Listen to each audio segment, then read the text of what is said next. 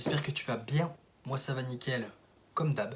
Nouvelle année, donc bonne année quand même. Mais moi j'ai toujours les mêmes objectifs. En fait pour moi c'était comme des jours normaux là jusqu'à présent parce que j'ai absolument rien fait pour le nouvel an.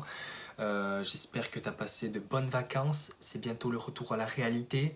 Enfin du moins, je sais pas pour toi mais pour moi oui.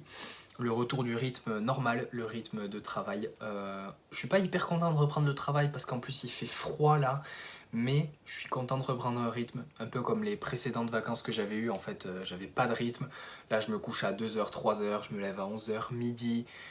C'est n'importe quoi. Et j'aime bien me lever tôt, me coucher tôt. En fait, je me sens mieux, tu vois. Je sens que mon corps se sent mieux quand j'ai ce rythme-là, tu vois. Enfin bref. Donc les dernières semaines, je te faisais des vidéos sur la nutrition et je vais continuer de faire ça la semaine prochaine aussi. Mais là, du coup, pour te faire un peu une update, une mise à jour de mon training, parce que ça va me donner un point de repère de la nouvelle année, tu vois. Je vais te parler un peu de mon training en ce moment et plus précisément du training, comment il s'est passé cette semaine. Je vais te faire, pas dans l'ordre chronologique donc des jours, mais je vais te faire un exercice après l'autre, surtout pour le squat, développé couché et le deadlift. Je vais te montrer deux exos accessoires que j'ai fait, genre RDL et Penlero, pour te montrer un peu la progression aussi. Mais c'est vraiment genre survolé quoi. C'est le plus important, c'est les powerlift, donc squat. Donc squat, bench, deadlift. Putain, je sais pas parler. Donc lundi, j'avais du squat à 110 kg et 5 séries de 5.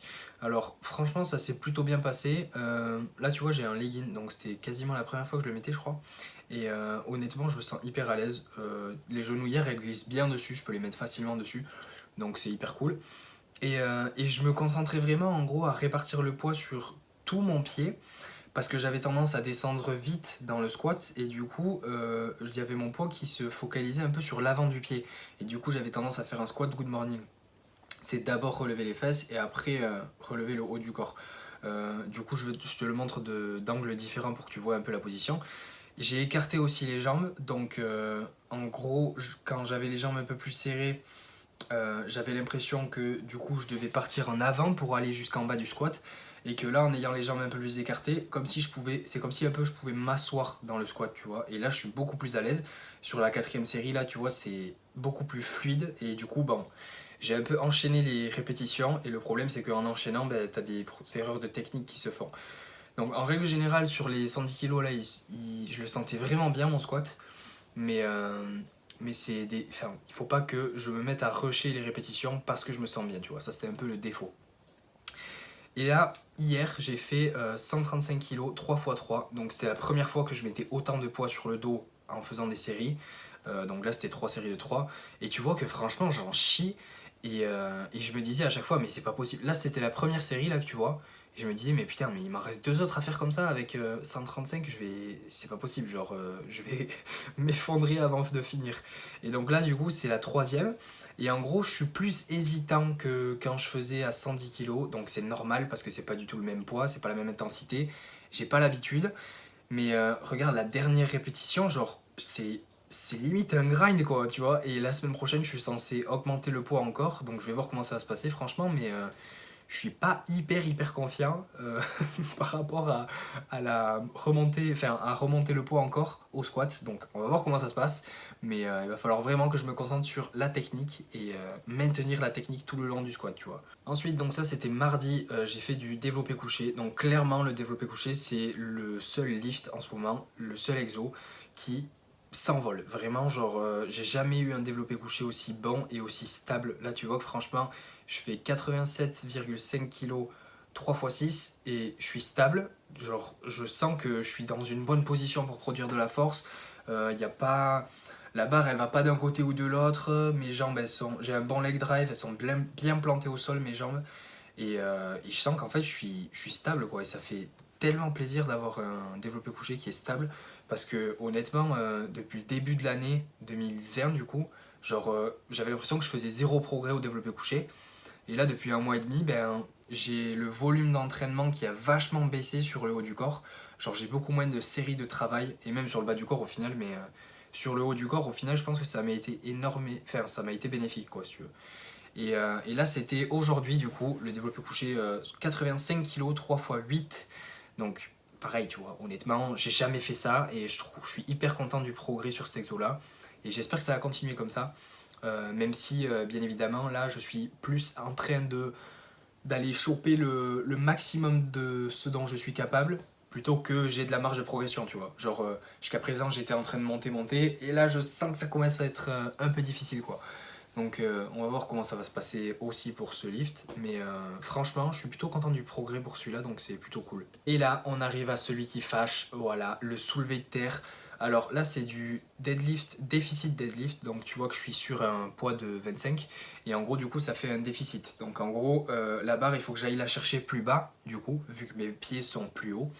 Et en fait, cet exo, il me force à maintenir une position du bas du dos la plus neutre possible pour que je sois vraiment droit et que je fasse le lift proprement, tu vois. Le problème, c'est que je n'arrive pas en fait à maintenir mon bas du dos droit. Je n'y arrive pas. En fait, c'est des clustered sets, donc c'est des séries coupées. Donc je fais une rep, puis une autre, avec peut-être 10 secondes de repos entre, tu vois. Et là, tu vois que je me concentre bien, j'ai fait une extension et une flexion du bas du dos pour avoir une notion de comment il est mon bas du dos quand il est droit. Et dès que je commence à initier le pull, dès que je commence à tirer la barre, genre je mets la barre en tension, ça va encore, et dès que je commence à la tirer, à la soulever, en fait, je perds la position. Genre, je perds la position du bas du dos et ça devient dégueulasse en fait. Donc là, ça se voit un peu déjà sur la deuxième répétition. Ça, c'était la troisième série. Et la troisième répétition, c'est n'importe quoi. Genre, je sens que mon bas du dos il s'arrondit vraiment, que mes fesses elles rentrent. Et genre, j'ai l'impression que ça me fait mal en fait au bas du dos. Et c'est pas une bonne douleur. Regarde. Genre, tu le vois que le bas du dos il pivote avant que je commence à initier le pull. Et c'est clairement mauvais ça en fait, parce que ça veut dire que je perds la position neutre de mon bas du dos. Et qu'au lieu qu'il reste comme ça pendant tout le lift, dès que je commence à lever, ça fait ça. Tu vois? Et c'est pas bon du tout. Donc, faut pas être en extension non plus, tu sais, mais je démarre neutre et je fais ça. Donc, franchement, j'arrive pas. Et ça, c'est peut-être vu à ma tête, mais genre, j'ai été vraiment dégoûté. Après ça, le reste de ma séance, je l'ai faite et j'étais content de la faire, tu vois, mais honnêtement, ça m'a tellement cassé les couilles que j'aurais eu envie de me barrer directement après ça, tu vois. Donc, voilà, c'est intéressant de voir que les trois lifts, donc squat, bench et deadlift, ils vont pas du tout progresser de la même façon. Tu vois, sur le bench, ça se passe hyper bien. Sur le deadlift, j'avais envie de tout casser, tellement, j'arrive pas à faire ce que je veux en fait. Donc, il faut que je me remette aussi à l'esprit que j'ai fait énormément de progrès sur le sumo deadlift pendant l'année 2021 et que en fait, ça peut pas être constamment linéaire. Sauf qu'on aimerait que ce soit constamment linéaire et genre, c'est difficile d'accepter le fait de pas réussir à faire quelque chose en fait. Et du coup, prendre du recul sur une situation où tu as la tête dedans, c'est compliqué. Du coup, j'étais énervé pendant la séance et je me suis dit, bon, vas-y, laisse tomber, fais ta séance, le reste de la séance tranquille, et puis on verra la prochaine fois, genre la semaine prochaine. Je sais pas comment je vais faire pour régler ça. Il va falloir que je baisse le poids, que je me concentre encore plus sur la technique. Mais honnêtement, je sais pas trop comment je vais faire, donc on verra pour la suite, quoi. Et du coup, les deux exos accessoires dont je voulais te parler, que je voulais te montrer en fait, c'est le RDL. Donc là, tu vois que c'est 113 kg. Et tu vois, cet exercice, c'est pareil, c'est genre une extension de hanche. Donc je dois garder le bas du dos droit. Et en fait, tu vois qu'à cette intensité, c'est-à-dire avec ce poids-là, j'arrive à garder le bas du dos droit tout le long du mouvement. Il y a zéro problème. Je fais 10 répétitions, le mouvement il est propre. Je pense aussi que c'est dû fait à la ceinture, parce que la ceinture, elle fait que en fait, j'ai pas de notion de mon bas du dos, comment il est. Et je sais pas, il y a une façon dont je soulève le poids à cet exercice-là que je fais pas bien au deadlift, au déficit deadlift. Donc je sais pas ce que c'est exactement, mais ça pose problème, donc je vais essayer de régler ça, quoi. Et le dernier exo, c'est le Pendlero. Donc je crois que c'est l'exercice dans lequel je suis le meilleur, alors que je l'entraîne pas plus que ça, tu vois. Genre le tirage comme ça, horizontal, c'est dur, tu vois, c'est quand même un exercice qui est dur. La phase excentrique, donc la redescente, tu la maîtrises pas des masses. Genre l'idée c'est de pas laisser tomber la barre par terre, mais il faut la retenir un peu, tu vois. Et sur les dernières répétitions, sur la dernière répétition, j'ai tendance à un peu tricher le mouvement, tu vois, à relever un peu les trapèzes, tu vois, pour m'aider. Mais c'est quand même un exercice qui est dur et faire plus de 80 kg en série de 8, je suis plutôt content de ça. Voilà, c'est à peu près tout pour la mise à jour de mon training en ce moment. Donc honnêtement, c'est assez mitigé. Le squat, il progresse pas des masses. Le développé couché, il s'envole et le soulevé de terre, j'ai l'impression qu'il régresse. Donc c'est assez mitigé. J'espère que dans les semaines à venir, je vais pouvoir régler ce qui cloche et continuer d'améliorer ce qui marche déjà. Mais du coup, je vais mettre le travail nécessaire pour pouvoir améliorer tout ça. J'espère que tu auras aimé la vidéo. Si tu as aimé, mets un j'aime, commente pour me dire ce que tu en as pensé. Je te dis à la prochaine. Reste positif. Peace. Yeah, yeah. MD, JPB.